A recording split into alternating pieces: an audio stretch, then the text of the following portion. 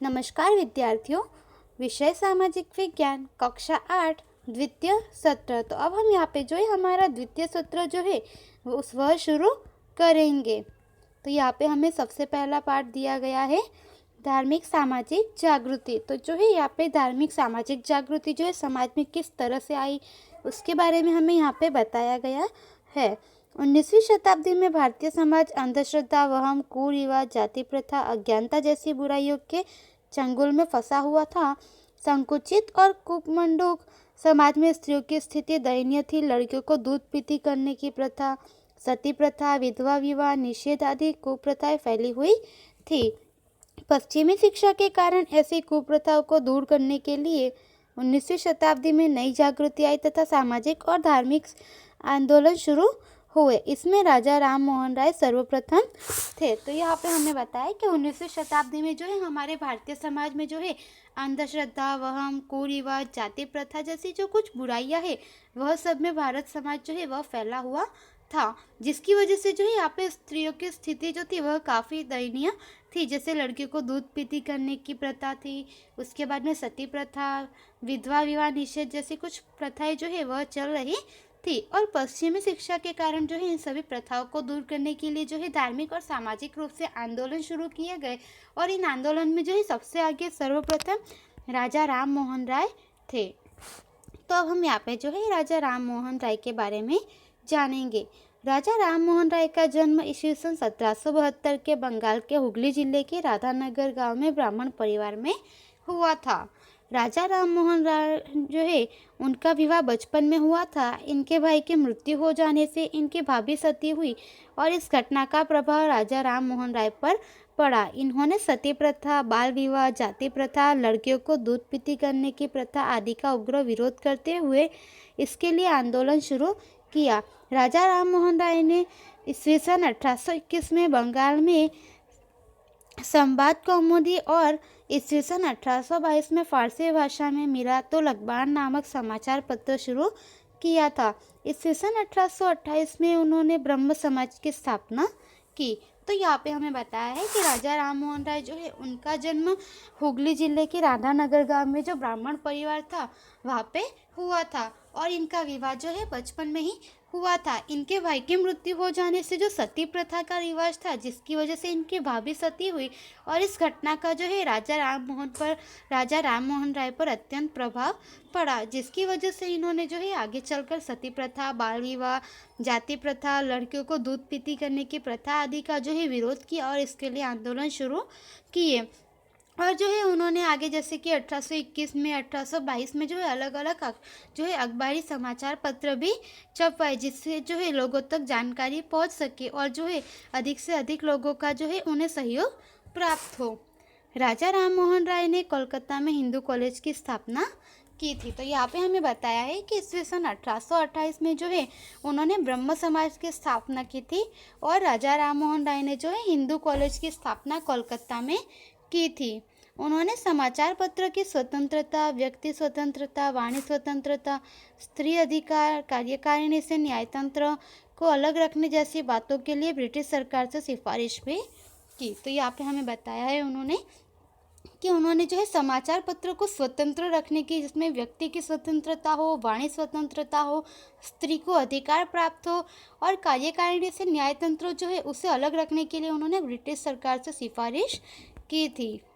राजा राम मोहन राय ने सती प्रथा के विरोध में आंदोलन शुरू किया था। उसके परिणाम स्वरूप ईस्वी सन 1829 में अंग्रेज गवर्नर विलियम बेंटिक ने सती प्रथा के ऊपर प्रतिबंध लगाने हेतु कानून बनाया। तो यहाँ पे हमें बताया कि जो यहाँ पे विरोध था सती प्रथा का, उसके लिए राजा राम मोहन राय ने जो आंदोलन किया उसमें उन्होंने ब्रिटिश सरकार से सिफारिश की और 1829 में जो ब्रिटिश अंग्रेज गवर्नर विलियम बेंटिक थे उन्होंने जो है सती प्रथा के ऊपर प्रतिबंध लगाने का कानून बनाया।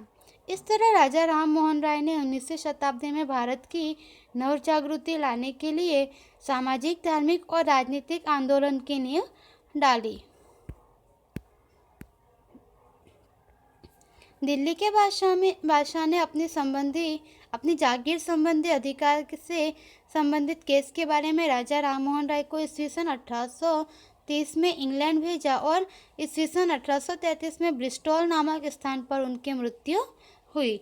और ब्रह्म समाज ने हिंदू समाज की दृष्टि बदलने में महत्वपूर्ण योगदान दिया था। भारत में धर्म की जड़ता और अंधश्रद्धा वाले विचारों को जो इन्होंने यहाँ पे दूर किया था। अब आगे हम जो यहाँ पे दयानंद सरस्वती के बारे में जानेंगे।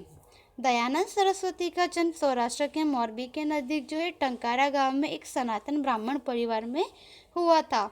और इन्हें छोटी उम्र में ही जो है मूर्ति पूजा और कर्मकांड की अनुपयोगिता समझ में आ गई थी। इन्होंने सत्य की खोज में गृह त्याग किया था और 15 वर्ष तक देश भर में भ्रमण करके जो है इन्होंने योग का अध्ययन किया और संन्यास लेकर मथुरा में जो है स्वामी विरजानंद के पास हिंदू शास्त्रों का इन्होंने अध्ययन भी किया था।